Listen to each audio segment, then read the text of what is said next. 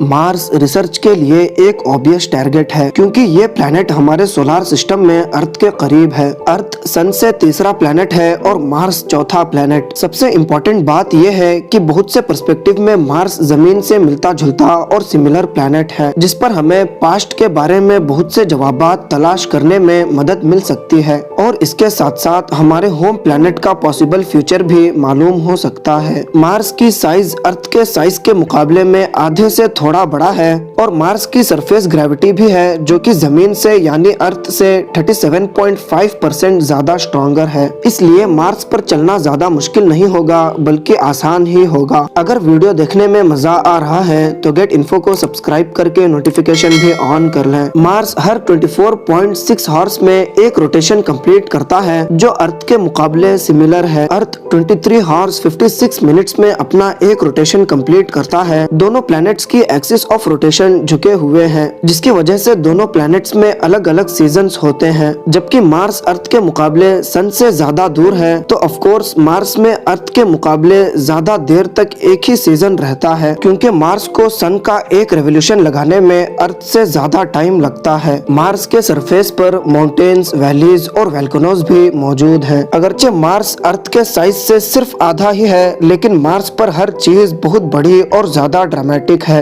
मिसाल के तौर पर है द ओलंपस माउंट्स, जो मार्स पर मौजूद सोलार सिस्टम का सबसे बड़ा माउंटेन है। अगर आप इसके पीक पर यानी चोटी पर खड़े होंगे तो देखेंगे कि इस माउंटेन की पीक मैसिव प्लेट्यू है। अगर किसी माउंटेन की टॉप यानी पीक फ्लैट और चपटी होती है तो उसकी पीक को मैसिव प्लेट्यू कहते हैं। मार्स की ये पहाड़ ऊंची हो सकती है, लेकिन इसमें व्हीलचेयर रैंप की तरह एवरेज स्लोप है। इससे आप इमेजिन कर सकते हैं कि माउंटेन की बेस कितनी वाइड होगी। माउंटेन के साउथ वेस्ट में वैलीज मराइन्स हैं। मार्स का कैन्यन इतना ज्यादा बड़ा है कि चाइना के ईस्ट से वेस्ट तक जितना फैला हुआ है, तकरीबन 5000 किलोमीटर। लेकिन अर्थ के मुकाबले में मार्स लाइफलेस है। ये -50 डिग्री सेल्सियस के एवरेज टेम्परेचर के साथ बहुत ठंडा है। मार्स में हवा तो है, लेकिन इसमें ज्यादातर कार्बन डाइऑक्साइड है जो सांस लेने के काबिल नहीं। इसका एटमॉस्फेयर प्लैनेट को गर्म रखने के लिए बहुत ही पतला है और मार्स को सोलार विंड से बचाने के लिए कोई प्लैनेटरी मैग्नेटिक फील्ड मौजूद नहीं।